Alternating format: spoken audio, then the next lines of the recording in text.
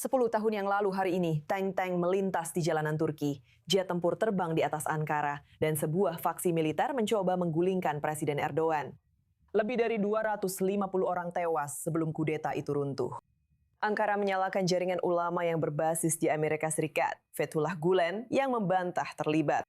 Recep Tayyip Erdogan menggunakan kudeta yang gagal itu untuk membersihkan militer, kehakiman, dan pegawai negeri, lalu memusatkan lebih banyak kekuasaan di bawah kepresidenan. Militer mungkin tidak lagi menancam pemerintah terpilih, tetapi para kritikus mengatakan bahwa mekanisme pengawasan dan pembatasan demokratis terhadap Recep Tayyip Erdogan juga telah sangat dilemahkan. Untuk membahas lebih lanjut, sekarang kita ditemani oleh Sinan Gidi, peneliti senior tentang Turki di Foundation for Defense of Democracies. Sinan, terima kasih telah bersama kami di I24 News English pada hari ini. Recep Tayyip Erdogan mengatakan 15 Juli telah menyelamatkan demokrasi Turki. Namun jika melihat apa yang terjadi setelahnya selama 10 tahun terakhir, apakah sebenarnya momen itu justru menjadi saat di mana dia bisa memusatkan lebih banyak kekuasaan di tangannya sendiri? Benar, iya. Dia menyebutnya sebagai hadiah dari Tuhan saat upaya kudeta itu terjadi. Dan menurut saya penting untuk menunjukkan bahwa gerakan Gulen atau Fethullah Gulen yang dia salahkan atas upaya kudeta itu sebenarnya adalah sekutu Erdogan hampir sampai saat itu. Sangat menarik bahwa menurut saya dia menggunakan kudeta itu sebagai alasan untuk semakin menekan para pengkritik dan pembangkang. Dan yang juga menarik untuk dicatat adalah dia juga menggunakan kesempatan kudeta itu untuk memperkuat narasi anti-Amerikanisme yang sangat keras. Sederhananya karena selain Fethullah Gulen yang dia salahkan atas kudeta itu, dia juga menyalahkan Amerika Serikat dengan mengatakan bahwa mereka terlibat. Kita melihat media Turki, baik siaran maupun media cetak, bahkan dalam beberapa hari dan bulan terakhir, terus mendorong narasi tersebut. Namun harus jelas, meskipun Gulen bertanggung jawab atau setidaknya sebagian bertanggung jawab atas kudeta ini, karena pemerintah belum pernah mengungkapkan bukti tentang hal ini, Erdogan dulunya adalah sekutu yang sangat-sangat dekat dengannya. Dan bersama Gulen, Erdogan menghabiskan lebih dari 1 dekade untuk membongkar dan menghancurkan tradisi demokrasi serta struktur pemerintahan Turki. Dan ketika Gulen dan Erdogan berpisah, mereka benar-benar seperti berperang satu sama lain. Upaya kudeta itu adalah upaya dari Gulen untuk menyingkirkan Erdogan. Erdogan akhirnya keluar sebagai pemenang. Anda menyebutkan pernyataan tegas dari Erdogan yang menyebut upaya kudeta itu sebagai anugerah dari Tuhan. Beberapa analis menyarankan bahwa dia mungkin terlibat dalam hal itu untuk membenarkan pembersihan politik dan militer yang terjadi setelahnya.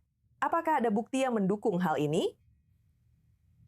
Maksud saya belum melihat adanya bukti karena, lihat, pemerintah pada dasarnya keluar sebagai pemenang dari kudeta itu. Mereka pada dasarnya tidak ingin membuka aib mereka sendiri. Dalam hal sejauh mana, teori yang beredar di luar sana menyatakan bahwa Erdogan sudah mengetahui upaya kudeta itu dan dia membiarkannya terjadi. Atau mungkin pada dasarnya dia diuntungkan dari kejadian ini dan karena itu dia mungkin saja berada di balik semua ini. Saya belum pernah melihat bukti konkret mengenai hal itu. Yang pasti Erdogan memang diuntungkan dari kejadian ini. Pada saat itu, baik para pemimpin Eropa maupun Amerika Serikat pada dasarnya mengatakan kepada Erdogan, lihat, Anda benar-benar bisa menggunakan ini sebagai kesempatan untuk memperkuat dan meningkatkan standar demokrasi Anda. Anda tahu, gunakan momen ini untuk benar-benar membangun kembali demokrasi Turki. Sebaliknya, Erdogan justru menargetkan para pengkritik dan pembangkang serta memusatkan kekuasaan pada lembaga kepresidenan ke arah yang berlawanan. Anda tahu sejauh mana dia benar-benar menuntut pertanggungjawaban para pelaku kudeta atas tragedi ini masih bisa diperdebatkan. Kita tidak tahu sejauh mana orang-orang yang tidak bersalah ikut terseret bersama yang bersalah. Tapi saya juga ingin menekankan bahwa Anda tahu Gulen dan Erdogan adalah dua sisi berlawanan dari koin yang sama, bukan? Mereka berdua adalah Islamis. Mereka berdua sama-sama berebut kendali atas Turki dengan cara masing-masing. Dan mereka bekerja sama selama lebih dari 1 dekade pada dasarnya membongkar dan menyerang tatanan kemalis dan sekular yang mapan di Turki. Namun ketika mereka memiliki perbedaan pendapat tentang pemerintahan dan kemana arah Turki seharusnya, mereka saling berperang. Kebetulan Erdogan yang berhasil dan meminggirkan gerakan Gulen sampai pada titik tertentu.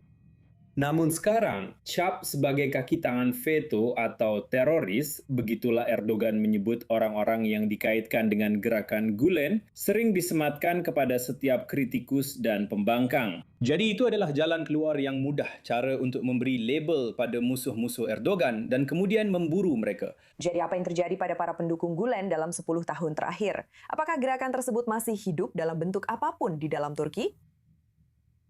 Itu pertanyaan yang bagus. Fethullah Gulen sendiri meninggal di Amerika di sini beberapa tahun yang lalu.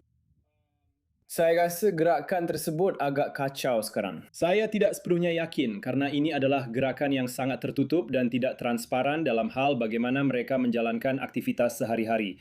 Organisasi tersebut, sejauh yang bisa kita lihat dari jaringannya di luar Turki, sebenarnya masih aktif dan hidup. Dan saya melihat organisasi mereka di Washington sering mengadakan acara. Mereka agak sedikit lebih lembut dalam pendekatan mereka. Di dalam Turki, saya diberitahu bahawa mereka benar-benar telah ditekan. Tapi ini adalah organisasi internasional besar.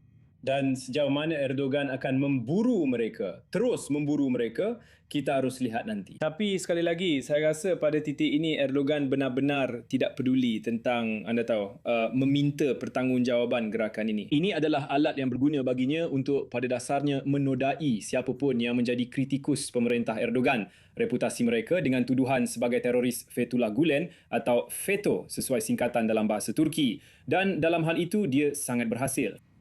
Dr. Sinan Gidi, senang sekali bisa berbincang dengan Anda untuk membahas 10 tahun setelah upaya kudeta ini. Terima kasih sudah bersama kami di I24 News English.